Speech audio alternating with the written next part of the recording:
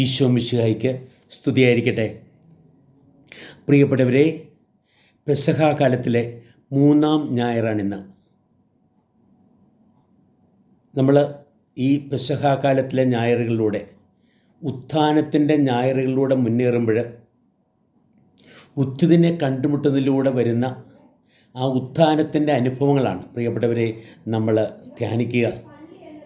നമ്മൾ ഇന്നത്തെ കഴിഞ്ഞ ആഴ്ച നമ്മൾ തോമസ് അപ്പോസ്തലൻ തൻ്റെ സംശയത്തെ വിട്ട് യഥാർത്ഥ വിശ്വാസത്തിലേക്ക് വന്ന ഒരു അനുഭവം നമ്മൾ പ്രത്യേകമായിട്ട് കാണുകയാണ്. ഉത്ഥിതനായ ഈശോയെ നമ്മൾ കുറ്റപ്പെടുത്തുകയല്ല, പിന്നെയോ നമ്മളെ ഓരോരുത്തരെയും വിശ്വാസത്തിൻ്റെയും അതേപോലെ അനുഗ്രഹത്തിൻ്റെയും സൗഖ്യത്തിൻ്റെയും ആ അനുഭവത്തിലേക്ക് നമ്മളെ മുന്നോട്ട് നയിക്കുകയാണ്. പ്രിയപ്പെട്ടവരെ, നമ്മൾ ഇന്ന് പത്രോസ് അപ്പോസ്തലനെ കർത്താവ് ആന്തരിക സൗഖ്യമേകി തൻ്റെ ആ യഥാർത്ഥ സ്വഭാവത്തിലേക്ക് കർത്താവ് അദ്ദേഹത്തെ ഏൽപ്പിച്ച ദൗത്യം ഏറ്റവും നന്നായി നിറവേറ്റുന്ന അനുഭവത്തിലേക്ക് കടന്നു വന്ന അനുഭവമാണ് നമ്മുടെ ധ്യാന വിഷയമാക്കുന്നത്. നമ്മൾ ഇന്നത്തെ ഒന്നാമത്തെ വായനയിൽ പ്രിയപ്പെട്ടവരെ, ഈ പത്രോസിനെയും മറ്റ് ശിഷ്യന്മാരെയും എല്ലാം ഈ യഹൂദ അധികാരികൾ കർത്താവിൻ്റെ നാമത്തിൽ ഇനിമേൽ പ്രസംഗിച്ചു പോകരുത് എന്ന് പറഞ്ഞ താക്കീത് ചെയ്യുക മാത്രമല്ല, അവരെ പ്രഹരിച്ച് പുറത്തേക്ക് അയക്കുക. അവർ പറഞ്ഞ 2 കാര്യങ്ങളുണ്ട്. മനുഷ്യരെക്കാളും ദൈവത്തെയാണ് ഞങ്ങൾ അനുസരിക്കുക, ധൈര്യം നിറഞ്ഞ പത്രോസ്. അതേപോലെ തന്നെ ആ പ്രഹരമേറ്റ് കഴിഞ്ഞ് പുറത്തേക്ക് വരുമ്പോഴോ കർത്താവിനെ പ്രതി തങ്ങൾക്ക് സഹിക്കുവാനായിട്ട് കൃപ കിട്ടിയല്ലോ എന്നോർത്ത് സന്തോഷിക്കുന്ന ആ കർത്താവിൻ്റെ ശിഷ്യന്മാർ. പ്രിയപ്പെട്ടവരെ, അത് നമുക്ക് വലിയൊരു ആന്തരിക സൗഖ്യത്തിൻ്റെ ഫലമാണ്. കാരണം ഈ പത്രോസ് അപ്പോസ്തലൻ ആദ്യം ഒത്തിരി വീമ്പിടിച്ചു. കർത്താവ് പറഞ്ഞു, നീ എന്നെ 3 പ്രാവശ്യം നിഷേധിക്കുന്നതിന് മുമ്പ് കോഴി കൂവുകയില്ല എന്നൊക്കെ പറയുമ്പോഴും പ്രിയപ്പെട്ടവരെ, പത്രോസ് പറഞ്ഞു, ഇല്ല, നിനക്ക് വേണ്ടി മരിക്കാൻ പോലും ഞാൻ തയ്യാറാണെന്നൊക്കെ പറഞ്ഞതാ. തൻ്റെ ആ ശക്തിയിൽ ആശ്രയിച്ച അദ്ദേഹം മുന്നോട്ട് പോകാനായിട്ട് ശ്രമിക്കുന്നത്. പക്ഷേ എന്തു പറ്റിയെന്നറിയാവോ? ഒരു പീക്കിരി പെണ്ണിൻ്റെ അടുത്ത് പ്രിയപ്പെട്ടവരെ കർത്താവിനെ തള്ളിപ്പറഞ്ഞു ഈ പത്രോസ്. 1 പ്രാവശ്യമല്ല, 2 പ്രാവശ്യമല്ല, 3 പ്രാവശ്യം. എന്നിട്ട് എന്തു പറ്റി? അവിടെ കർത്താവിൻ്റെ കണ്ണും പത്രോസിൻ്റെ കണ്ണും ഒന്ന് ഉടക്കി. ആ കണ്ടുമുട്ടൽ പത്രോസിനെ വലിയ പശ്ചാത്താപത്തിലേക്ക് നയിച്ചു. അദ്ദേഹം പോയി പൊട്ടിക്കരഞ്ഞു, പുറത്തു പോയി പൊട്ടിക്കരഞ്ഞു എന്ന് പറയുക. എന്നാൽ പ്രിയപ്പെട്ടവരെ, ആ കർത്താവിനെ തള്ളിപ്പറഞ്ഞതിൻ്റെ കുറ്റബോധം അദ്ദേഹത്തിൽ നിറഞ്ഞു നിന്നു. ആ കുറ്റബോധത്തിൽ നിന്നും വിമുക്തനായാൽ മാത്രമേ അദ്ദേഹത്തിൻ്റെ കർത്താവ് ഏൽപ്പിച്ച ദൗത്യം നിറവേറ്റാനായിട്ട് സാധിക്കും. അപ്പോൾ അതുകൊണ്ട് എന്ത് പറ്റുമെന്ന് വെച്ച് കഴിഞ്ഞാൽ, അദ്ദേഹം ഈ തൻ്റെ ആ വലിയ കുറ്റബോധത്തിൽ നിന്നും മോചിതനാകാൻ എന്ന വണ്ണം പഴയ ജോലിയിലേക്ക് അങ്ങ് തിരിച്ചു പോകുക. ഞാൻ മീൻ പിടിക്കാൻ പോകണമെന്ന് പറഞ്ഞപ്പം മറ്റേ കൂട്ടുകാരും 7 പേര് ചേർന്ന് അങ്ങ് മീൻ പിടിക്കാൻ പോയി. പക്ഷെ എന്ത് പറ്റുമെന്നറിയാവോ? അവർ രാത്രി മുഴുവനും അധ്വാനിച്ചു, ഒരു മീൻ പോലും കിട്ടിയില്ല അവർക്ക്. കർത്താവിനെ കൂടാതെ നമ്മൾ പ്രവർത്തിക്കുവാൻ ശ്രമിക്കുമ്പോൾ നമുക്ക് എന്തേറെ കഴിവുണ്ട് എന്ന് തോന്നിയാലും പ്രിയപ്പെട്ടവരെ, നമ്മൾ വിജയിക്കില്ല. സത്യത്തിലുണ്ടല്ലോ, അവിടെ കർത്താവ് പ്രത്യേകമായിട്ട് പ്രത്യക്ഷപ്പെട്ടിട്ട് പറഞ്ഞു, നിങ്ങൾ വലത്തുവശത്തേക്ക് മീൻ ഇറക്കുക എന്ന് പറഞ്ഞു, വലയിറക്കുക എന്ന് പറഞ്ഞു. അവർക്ക് അവിടെ സമർത്ഥമായ രീതിയിലാണ് മത്സ്യത്തെ കിട്ടുന്നത്. അത് ഒരു ആന്തരിക സൗഖ്യത്തിൻ്റെ ആരംഭമാണ്.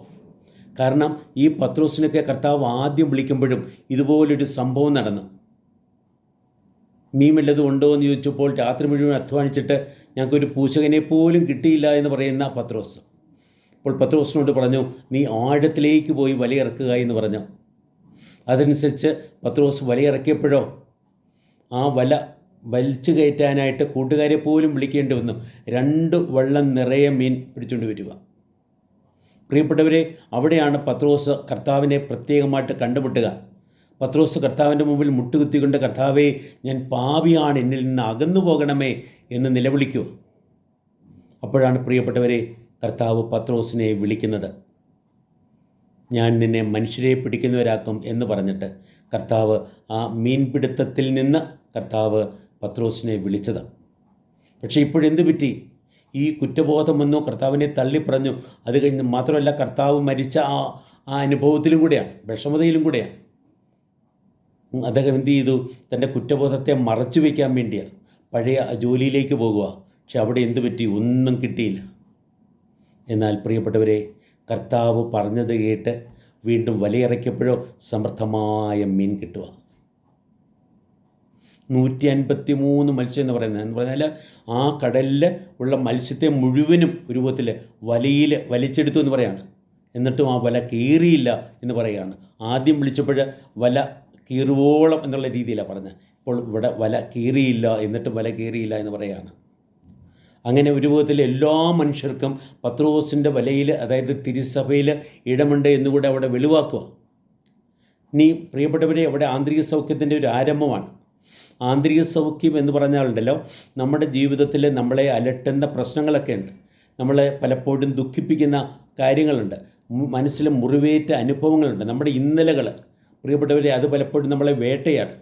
നമ്മുടെ ഉള്ളിലേറ്റ മുറിവുകളെ സുഖപ്പെടുത്തുവാനും, പ്രിയപ്പെട്ടവരെ, മറ്റുള്ളവരിൽ നിന്ന് നമ്മൾ അനുഭവിച്ച അവഹേളനങ്ങളെ എന്ന് എല്ലാം അതിൻ്റെ പിടിയിൽ നിന്ന് മോചിതമാകാനും ഒക്കെ സാധിച്ചാൽ മാത്രമേ പ്രിയപ്പെട്ടവരെ നമ്മുടെ ജീവിതത്തിൽ സ്വാതന്ത്ര്യത്തോടെ ജീവിക്കാൻ പറ്റൂ. ഈ ആന്തരിക സൗഖ്യത്തിൻ്റെ ആവശ്യകത അവിടെയാണ് കിടക്കുന്നത്. നമ്മുടെയൊക്കെ ജീവിതത്തിൽ പ്രിയപ്പെട്ടവരെ, സ്നേഹിക്കുന്നതിന് പകരം നമ്മുടെ ബന്ധങ്ങളിൽ പലപ്പോഴും നിറഞ്ഞിരിക്കുന്നത് കുറ്റബോധവും വിരോധവും ആസക്തിയും ദുഃഖവും ഭയവും ഒക്കെയാണ്. പ്രിയപ്പെട്ടവരെ, അത് നമ്മൾ നിറഞ്ഞിരിക്കുമ്പോൾ എന്ത് പറ്റുന്നു? നമ്മുടെ ബന്ധങ്ങളിൽ നമുക്ക് സ്നേഹിക്കാൻ സാധിക്കാത്ത, ജീവിക്കാൻ സാധിക്കാത്ത ഒരവസ്ഥയിൽ നമ്മളാകുക. ഈ കാര്യങ്ങളിൽ നിന്ന് നമ്മളെ വിമുക്തി കിട്ടിയാൽ മാത്രമേ പ്രിയപ്പെട്ടവരെ നമുക്ക് ശരിക്കും കർത്താവ് ഏൽപ്പിക്കുന്ന ദൗത്യം നിറവേറ്റുവാനായിട്ട് സാധിക്കൂ. കർത്താവ് അതിന് ഒരവസരം കൊടുക്കുക. അപ്പം ആ ആന്തരിക സൗഖ്യം കൊടുക്കുന്നതിൽ ആദ്യത്തെ കാര്യമാണ് പത്രോസ് ആദ്യം വിളിക്കപ്പെട്ട അനുഭവത്തിലേക്ക് പത്രോസിനെ വീണ്ടും കൊണ്ടുവന്നു. അവിടെയൊന്നും കർത്താവ് കുറ്റപ്പെടുത്തുമല്ല. കർത്താവിൻ്റെ സ്നേഹം നമ്മുടെ ഏത് വലിയ പാപത്തേക്കാളും വലുതാണ് എന്ന് കർത്താവ് വെളിവാക്കുക. എന്നിട്ട് പ്രിയപ്പെട്ടവരെ, കർത്താവ് എന്താ ചെയ്യുന്നറിയാവോ? കർത്താവ് ഒരു തീക്കുണ്ടം ഉണ്ടാക്കി. തീക്കുണ്ടം പത്രോസിൻ്റെ ഓർമ്മയിൽ വരുന്നത് എന്താണെന്നറിയാവോ? ഒരു തീക്കുണ്ടത്തിന് മുമ്പിൽ വെച്ചാണ് ഈ കർത്താവിനെ 3 പ്രാവശ്യം തള്ളിപ്പറഞ്ഞത്. പ്രിയപ്പെട്ടവരെ, അവിടെ വെച്ച കർത്താവ് അവർക്ക് അപ്പവും ചുട്ട മീനും ഒക്കെ കൊടുത്തെന്ന് പറയുന്നുണ്ട്. നമ്മുടെ ദിവ്യ കുർബാനയുടെ ഒരു അനുഭവമാണ്. ഉത്തിതനായ ഈശോ നമുക്ക് വേണ്ടി പ്രാതൽ ഒരുക്കി തരുന്ന ഒരു അനുഭവമാണല്ലോ നമ്മുടെ ദിവ്യ കുർബാന എന്ന് പറഞ്ഞാൽ. അവിടെ പ്രത്യേകമായിട്ടുള്ള ആന്തരിക സൗഖ്യം എപ്പോഴാണ് നടക്കുന്നറിയാവോ? പത്രോസിനെ തനിയെ മാറ്റി നിർത്തിക്കൊണ്ട്. പ്രിയപ്പെട്ടവരെ, പത്രോസിനോട് കർത്താവ് ചോദിക്കുക, നീ എന്നെ തള്ളിപ്പറഞ്ഞില്ലേ? അല്ല, അങ്ങനെയല്ല. കുറ്റപ്പെടുത്തുമല്ല. നീ എന്നെ സ്നേഹിക്കുന്നുവോ? പത്രോസ് കർത്താവിനെ 3 പ്രാവശ്യം തള്ളിപ്പറഞ്ഞെടുത്ത് ഇവിടെ കർത്താവേ, ഞാൻ നിന്നെ സ്നേഹിക്കുന്നുവെന്ന് 3 പ്രാവശ്യം ഏറ്റുപറയുവാനായിട്ട് അവസരം കൊടുത്തു. പ്രിയപ്പെട്ടവരെ, അന്ന് 3-ാം പ്രാവശ്യം കർത്താവിനെ തള്ളിപ്പറഞ്ഞപ്പോൾ പത്രോസ് പോയി പൊട്ടിക്കരഞ്ഞു എന്ന് പറയുക. ഇവിടെയും 3 പ്രാവശ്യം നിന്നെ ഞാൻ സ്നേഹിക്കുന്നു എന്ന് പറഞ്ഞപ്പോൾ, അല്ലെ 3-ാം പ്രാവശ്യം കർത്താവ് ചോദിച്ചപ്പോൾ പത്രോസ് പൊട്ടിക്കരഞ്ഞു എന്നാണ് പറയുക. ആ പൊട്ടിക്കരച്ചിലൂടെ ആ വലിയ കുറ്റബോധത്തിൽ നിന്ന് അദ്ദേഹത്തിന് വിടുതൽ വരിക. അപ്പം പ്രിയപ്പെട്ടവരെ, നമ്മുടെ ഇന്നലകളിലെ ഈ ദുഃഖിപ്പിക്കുന്ന അനുഭവങ്ങളിലേക്ക് നമ്മൾ ഒരു വിധത്തിൽ ഒറ്റയ്ക്കായിരുന്നു. അതുകൊണ്ടാണ് ആ വിഷമതയെല്ലാം വന്നത്.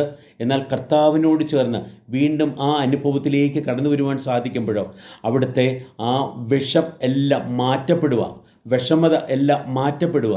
എന്നിട്ട് കർത്താവിൻ്റെ സ്നേഹത്താൽ നാം നിറയുക. ആ കർത്താവിൻ്റെ സ്നേഹത്തിൻ്റെ മഹാത്മ്യം, കർത്താവിൻ്റെ സ്നേഹത്തിൻ്റെ ശക്തി, പ്രിയപ്പെട്ടവരെ, അതിലൂടെ നമ്മുടെ ഹൃദയവും മനസ്സും ജീവിതവും നമ്മുടെ ഭൂതവും ഒക്കെ വിമുക്തമാകുക, വിമോചിപ്പിക്കപ്പെടുക, സൗഖ്യമാക്കപ്പെടുക. എന്നിട്ട് കർത്താവ് പ്രിയപ്പെട്ടവരെ 3 പ്രാവശ്യം ചോദിച്ചു, ഞാൻ നിന്നെ സ്നേഹിക്കുന്നു എന്ന് പത്രോസ് ഉത്തരം പറഞ്ഞു. എന്നിട്ട് പത്രോസിനോട് പറഞ്ഞു, പത്രോസേ, നീ എൻ്റെ ആടുകളെ മേയ്ക്കുക, എൻ്റെ കുഞ്ഞാടുകളെ മേയ്ക്കുക, നിൻ്റെ പെണ്ണാടുകളെ മേയ്ക്കുക. അതായത് സ്നേഹം പ്രവൃത്തിയിലൂടെ പ്രകടമാകണം.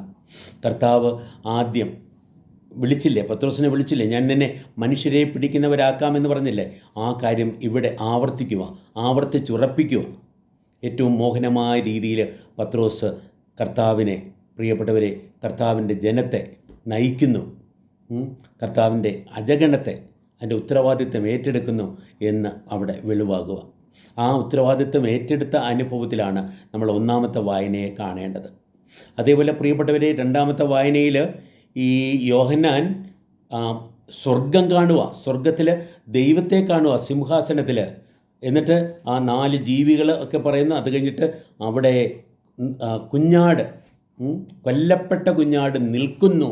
അത് ഉത്ഥിതനായ ഈശോയാണ്. ആ ഈശോയെ എല്ലാവരും വാഴ്ത്തിപ്പുകഴ്ത്തുക.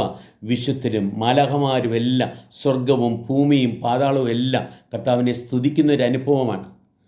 കർത്താവിൻ്റെ ദൈവീകത ഏറ്റവും വെളിപ്പെട്ട അവസരമാണല്ലോ പ്രിയപ്പെട്ടവരെ ഈശോയുടെ ഉത്ഥാനം. ആ രീതിയിൽ ഉത്ഥിതനായ ഈശോയെ ദൈവമായി കണ്ട് ആരാധിക്കുന്ന, വാഴ്ത്തുന്ന ആ സമൂഹം, അവരോട് ചേർന്നാണ് പ്രിയപ്പെട്ടവരെ സങ്കീർത്തനവും, ഇന്നത്തെ സങ്കീർത്തനവും ദൈവത്തെ സ്തുതിക്കുന്ന ഒരു അനുഭവത്തിലേക്ക് കടന്നു വരിക. എൻ്റെ സങ്കടത്തെ ആനന്ദമാക്കി മാറ്റുന്ന ദൈവം, എൻ്റെ വിഷമത്തിൽ നിന്ന് എന്നെ മോചിപ്പിക്കുന്ന ദൈവം, അതാണ് ഉത്ഥിതനായ ഈശോ. എൻ്റെ ജീവിതത്തിൽ എനിക്ക് ഉത്ഥാനം തരുന്ന ഈശോ. പ്രിയപ്പെട്ടവരെ, നമ്മൾ ഈശോ ഉത്ഥാനം ചെയ്തു. അത് ഈശോയുടെ മാത്രം അനുഭവമല്ല, അത് നമ്മുടെയൊക്കെ അനുഭവമാണ്. ഈശോയെ കണ്ടുമുട്ടുന്ന ഓരോ വ്യക്തിയും ഉത്ഥാനത്തിൻ്റെ അനുഭവത്തിലേക്ക് കടന്നു വരും. അവിടെ നമ്മൾ പൂർണ്ണമായ വിശ്വാസാനുഭവത്തിലേക്ക് കടന്നു വരും, തോമസ് അപ്പോസ്തലനെ പോലെ. അതേപോലെ നമ്മളൊക്കെ ധൈര്യത്തിൻ്റെ അനുഭവത്തിലേക്ക് കടന്നു വരും, പത്രോസിൻ്റെ ആ അനുഭവം പോലെ.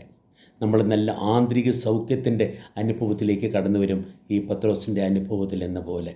പ്രിയപ്പെട്ടവരെ, നമ്മൾ ഓർക്കുക, നമ്മൾ കുറ്റബോധത്താൽ നിറഞ്ഞിരിക്കേണ്ടവരല്ല. നമ്മുടെ ഏത് പാവത്തെക്കാളും വലുതാണ് നമ്മുടെ കർത്താവിന് നമ്മളോടുള്ള വലിയ സ്നേഹം. ആ സ്നേഹം പ്രകടമാക്കിക്കൊണ്ട് നമ്മളെ സൗഖ്യപ്പെടുത്തുവാൻ, നമ്മളോട് ക്ഷമിക്കുവാൻ, നമ്മളെ രക്ഷിക്കുവാൻ, നമ്മളെ സൗഖ്യപ്പെടുത്തുവാൻ പ്രിയപ്പെട്ടവരെ ഉത്ഥിതനായ ഈശോ എപ്പോഴും നമ്മുടെ കൂടെയുണ്ട്. ആ കർത്താവാണ് ഇന്നത്തെ ഈ ബലിയിൽ നമുക്ക് വേണ്ടി ആ അപ്പം വിളമ്പുന്നത്. പ്രിയപ്പെട്ടവരെ, നമുക്ക് ആ ഈശോയെ അനുഭവിക്കാം, ആ ഈശോയുടെ സ്നേഹം നുകരാൻ, ആ ഈശോയുടെ സ്വരം നമുക്ക് കേൾക്കാം, ഈശോയുടെ വചനം നിവർത്തിക്കാൻ നമുക്ക് തയ്യാറാകാം. കർത്താവ് നമ്മളെ ഏൽപ്പിക്കുന്ന ദൗത്യം നന്നായി നിറവേറ്റി നമുക്ക് അവിടുത്തെ മഹത്വപ്പെടുത്താം. ഉത്ഥിതനായ ഈശോയെ കണ്ടുമുട്ടി ഉത്ഥിതരായി മറ്റുള്ളവരെ ഉത്ഥിതരാക്കുവാൻ നമുക്ക് ശ്രദ്ധ വയ്ക്കാം. അത് സൗഖ്യപ്പെടുത്തിക്കൊണ്ട്, ആശ്വസിപ്പിച്ചുകൊണ്ട്, അനുഗ്രഹിച്ചുകൊണ്ട്, കൃപകളാൽ നിറച്ചുകൊണ്ട് എല്ലാമാണ്. പ്രിയപ്പെട്ടവരെ, അങ്ങനെ ആ ഉത്ഥാനത്തിൻ്റെ അനുഭവം ഇന്ന് നമ്മുടെ ജീവിതത്തിൽ നിറഞ്ഞു നിൽക്കട്ടെ. ഉത്ഥാനത്തിൻ്റെ ചൈതന്യവും ശക്തിയും നമ്മളിലൂടെ എപ്പോഴും പ്രകടമാകട്ടെ. നമ്മളെ കണ്ടുമുട്ടുന്ന ഓരോ വ്യക്തിയും പ്രിയപ്പെട്ടവരെ നമ്മളിലൂടെ ഉത്ഥിതൻ്റെ ശക്തിയാലും കൃപയാലും അനുഗ്രഹത്താലും സ്നേഹത്താലും നിറയട്ടെ എന്ന് പ്രാർത്ഥിക്കുന്നു, ആശംസിക്കുന്നു. ദൈവത്തിൻ്റെ കൃപ എല്ലാവരോടും കൂടെ എപ്പോഴും ഉണ്ടാകട്ടെ. ആമേൻ.